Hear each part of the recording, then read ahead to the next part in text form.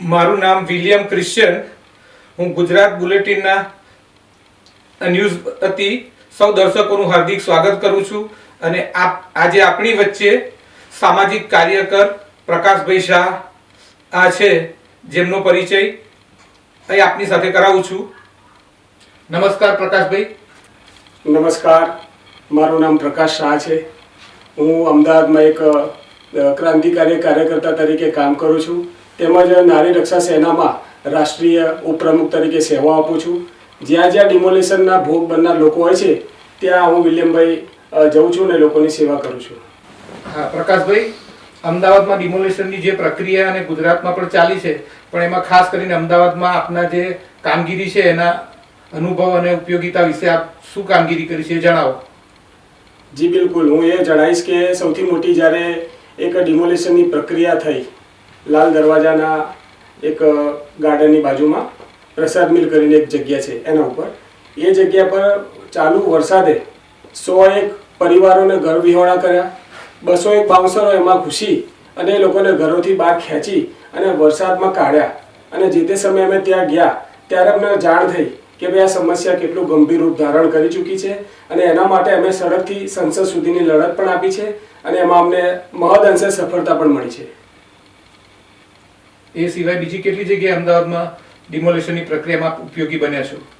જી, આપણે ટોટલ જોવા જઈએ તો આખા ગુજરાતની અંદર લગભગ 7 લાખ ઝૂંપડપટ્ટીને પાડવાનું સરકારનું એક ધ્યેય છે અને જેમાં 30 થી 35 લાખ લોકો આમાં ભોગ બને છે.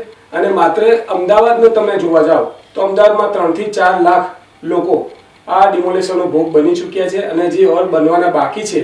તો એ સમસ્યામાં અમે લોકો મુખ્યમંત્રીશ્રીને વારંવાર આવેદનો પણ કર્યા છે અને ત્યાંથી અમને એવું દેખાય છે કે મૃદુ અને મક્કમ એવા મુખ્યમંત્રીશ્રી આદેશો તો કરે છે, પરંતુ એના હાથ નીચે જે પ્રશાસન છે એ અમારી વાતને આંખ આડા કાન કરે છે અને સમસ્યાઓ ગંભીર બની છે.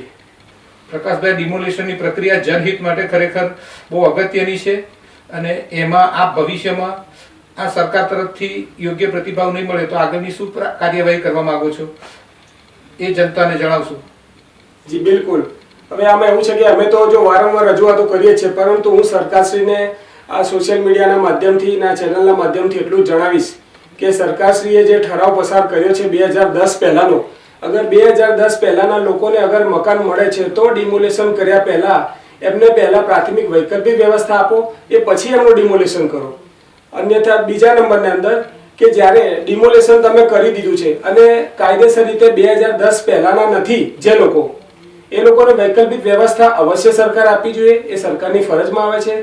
એ છતાં પણ જો એવી કોઈ જગ્યા છે કે જ્યાં સરકાર કોઈ હસ્તક્ષેપ નથી કરી શકતી તો એ જગ્યા માટે પ્રાથમિકતાના ધોરણે કે માનવતાના ધોરણે અગ્રિમતા આપી અને એ લોકોને પણ મકાન સામે મકાન મળે એવી વ્યવસ્થા ઊભી થાય, એ માટેના અમારા પ્રયત્નો ચાલુ છે. એ માટે અમે મુખ્યમંત્રીશ્રી અગર જો ગુજરાતમાં નથી આ અવાજ અમારો જતો તો અમે ગવર્નરશ્રી અને રાષ્ટ્રપતિ સુધી અમે રજૂઆતો કરવાના છે અને એવું અમારું એક આયોજન છે ભવિષ્યમાં. ખૂબ ખૂબ આભાર પ્રકાશભાઈ. ગુજરાત બુલેટિન ન્યૂઝના આ ટોક શોમાં આપે ડિમોલેશનની પ્રક્રિયા વિશે જે માહિતી આપી એ બદલ અમારી ટીમ આપનું આભાર માને છે. ધન્યવાદ.